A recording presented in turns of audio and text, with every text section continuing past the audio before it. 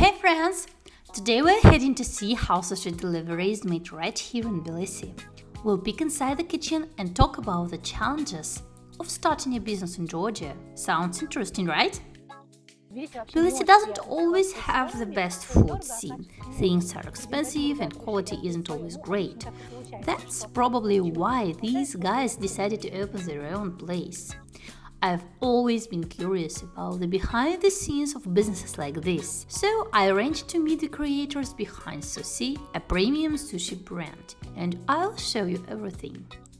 Here is their offline kitchen just near Rusta Valley. You can come by, order, or just wait for your order or get it delivered. In this episode, we'll chat with the founders, step inside the kitchen, see how they make premium rolls packed with Norwegian salmon, and even get a quick masterclass from the chief. It's going to be fun. Hit like and subscribe. Hello everyone, my name is Milena and I work in crypto, but recently I launched my first project delivering sushi rolls. How did the idea to start Sushi came around? It is a long story. We're not in a hurry. I first rented a space planning to open a fresh juice and smoothie delivery. I spent months on renovations, about half a year, doing plasterwork, walls, even laying tiles myself. Basically, I did everything with my own two hands. How much does it cost to rent a space like this in Tbilisi? It's expensive. The whole thing dragged on for about 6 months, and just as I was getting ready to launch the juice business, I tried to name a price. And the moment the first cold day hit, I realized no one wanted juice anymore. That idea flopped in just 2 days. 2 days with all the equipment, all the supplies, even an administrator. I saw it was a total failure and shut it down. Then I flew to Dubai for a month, came back, thought about selling everything, but I didn't have the time to manage it. And that's when a partner came to me and said, "Hey, I've been wanting to open a sushi delivery and you've already got the space. I think it could work." So I said, "Okay, but one condition. We're not changing the design because I like it. We'll just rebrand." And that's how Sussy was born. Who is involved in running the business? There were 3 of us as partners. We also brought in a brand chef, a head chef who developed all our recipes. For about 2 months, we ate sushi every single day, perfecting the rice until it had the ideal texture. We went all in. Every detail was worked through. Now, we have 2 amazing chefs on our team. We spent a lot of time building a great team because I believe that no matter how nice your space is, there's still so much more to do, and we're really just getting started. But the most important thing is that we've got a fantastic team, and I truly love working with them. That's why our sushi tastes so good, because our chefs make it with heart and soul. Do you operate only through delivery? Yes, we work only for delivery, but you can also stop by and pick up your order yourself. Takeout is available too. We could put out a couple of chairs. We actually used to have a really nice bench, but it got burned during the protests. Still, that's nothing. Our neighbor had their whole construction scaffolding carried off during a protest, caused about $1,000 in damage. It happens. At least they didn't take our table, probably just too heavy. We're planning to bring back the bench we had before. Maybe we'll also add a couple of chairs near the parking side, like a little table where anyone can sit and eat. Then we'll probably add another table right here, most likely mounted directly to the wall. A small bench with 2 little tables. And another one over here, probably the same style. And if needed, we could even add one more table over there. I've noticed that a lot of cafes in Tbilisi do the same, probably because rent is expensive and the weather is usually nice. We'll have a few tables, but just a few, because the whole concept is, as the trendy term goes, a dark kitchen. It's a restaurant made for delivery only, not for dine-in. People often think it has to be somewhere hidden, like in a basement or something, but actually it can be right in the center of Tbilisi. Our space is just a kitchen, for chefs, administrators, and the kitchen team. Customers can't sit inside. Maybe one day we'll expand and create a cozy spot where people can come, sit down, enjoy their food, and definitely have a delicious matcha. Who knows? Everything you do fits into just a few square meters. Yes, exactly. We've got a few square meters here. This part is for sushi prep, and over here is the packing area. Right now, they're not separated yet because we've just opened, but soon they will be. One side will be fully for packaging and the admin, and the other for cooking. Right now, we're focusing on two key stages. The first is cooking the rice. We pay an incredible amount of attention to it. I truly believe that properly cooked rice is about 50% of a sushi's success. The rice has to be just right, perfect texture. Not undercooked, not overcooked, and definitely not packed too tightly. When rice is pressed too hard, like many do for delivery sushi, it ends up feeling like rubber, and that's just not tasty. I don't know about you, but I absolutely love sushi rolls, especially the kind that are super fresh with tasty rice and good quality fish. That's why Sussy is such a gem.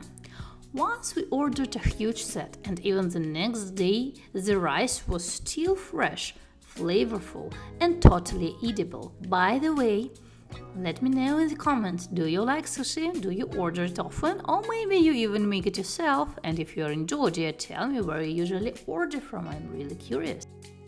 The most important part of making sushi rolls is the rice. We always start with the rice. That's key. We portion it out, 140 grams, then place the nori sheet and begin spreading it. And the most important thing here is how you spread that layer of rice on the mat. The rice shouldn't be stressed, meaning it needs to be spread gently and lightly so it stays fluffy and evenly distributed across the surface. It shouldn't be packed down. The lighter and airier it is, the better it tastes. Once that's done, we flip it, because our rolls are made rice side up. Now, since we're making a Philadelphia roll, we add cream cheese, a generous layer of Philadelphia cream cheese inside to make it super creamy and delicious. And wow, how much cheese you use! this is the most classic way to roll a traditional Philadelphia sushi roll. Where do you get your ingredients from?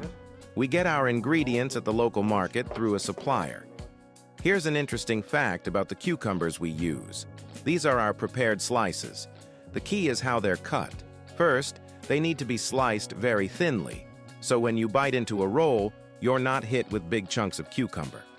Second, when prepping them, it's really important to remove the soft inner flesh. Cucumbers are full of water, and if you leave that in, your rolls can end up overly wet inside. That can lead to all sorts of issues, like the rolls falling apart or losing their ideal texture. We try to roll them in a way that keeps everything tight and well-shaped. There are other techniques out there, but this is the one we're using for now. I honestly had no idea that making sushi rolls takes that much cream cheese and that much fish. It's kind of amazing. My husband actually loves making sushi at home. We even traveled around the world with a special device for making sushi. So getting a chance to see how real professional rolls are made, that's pretty awesome.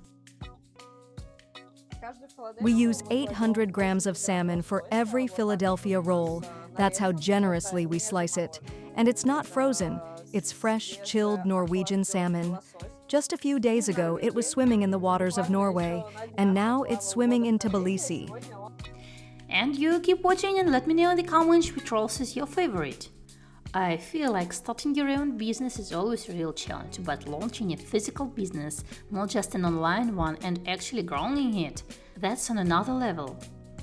Food goes bad, everything has to be calculated just right. Honestly, to me, it's the highest form of business mastery. So tell me, what are the biggest challenges in opening a sushi delivery spot in Georgia? And in general, what's like starting a business in Tbilisi? The market in Georgia is pretty challenging because the target audience isn't clearly defined.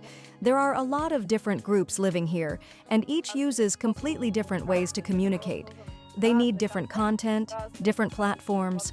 You've got Georgians, for example. They mainly use Facebook and WhatsApp, and their content preferences are very specific. They're not very good at ordering through websites. They do use Wolt, but Wolt takes 37%. Then there are Russians who mostly use Telegram and Instagram, and on top of that, there are foreigners who've recently moved here. Actually, everyone eats sushi. It's not like people don't. But let's say tourists who come here for vacation aren't really our target audience. They'll order once or twice and leave. A solid business relies on regulars, so focusing only on expats isn't the best strategy. Many Georgians don't understand why our prices are higher. They'll say, "Why so expensive? I can get it cheaper elsewhere." But the sushi culture here isn't well developed, so they don't really know what sushi should be like. People from Russia or Ukraine, we all know good sushi, and there were places here that made a lot of money at one point, just by targeting expats, but many of them ended up shutting down. Sure, people come and go, lots leave, but new ones arrive too. Still, a good quality business always relies on loyal, returning customers. A lower quality business just depends on a constant flow of new people, one-time buyers. But when you focus on quality, it's the regulars who keep you going. Even our small business survives thanks to people who order from us every day, and there are quite a few of them. That said, this month we saw a sudden drop in orders. Before, we were growing steadily. Month after month, I was tracking the numbers, and it was a steady climb. We were supposed to reach our break-even point by this month. But then, sunshine, good weather, people started going out more, sitting on summer terraces. It's okay. Fall will bring the orders back. And while we were chatting, our set is ready. Look at these guys, beautifully made, nicely packed with a signature leaf, fresh wasabi and ginger. There are 3 types of rolls here. My favorite Philadelphia costs about 100 lari, which is pretty average these days, because sushi isn't cheap in most places. But here at least you can see what you're paying for.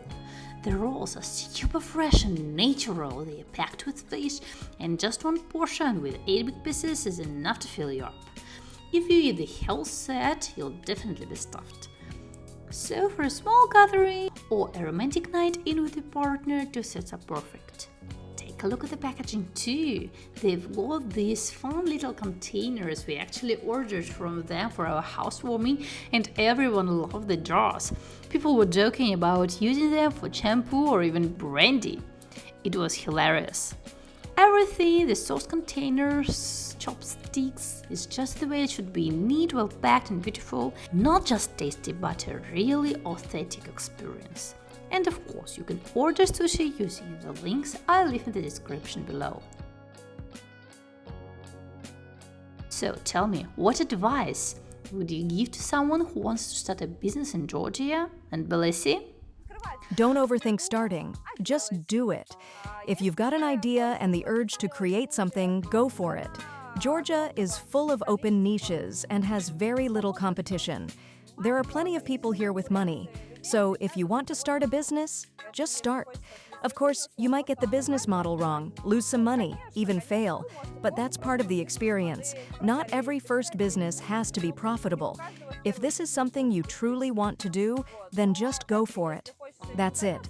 There will be plenty of people, friends, acquaintances, who'll say, "That won't work," or "It's too expensive," or "Someone already failed at that."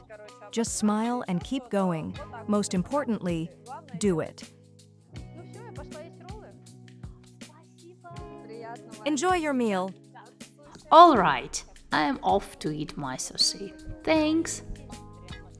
So, if you're wondering where to order sushi in Tbilisi, I can honestly recommend this place from the bottom of my heart. Now tell me in the comments, how did you like this kind of video? Would you be interested in seeing more spots like this in Tbilisi, in Georgia, or maybe even beyond?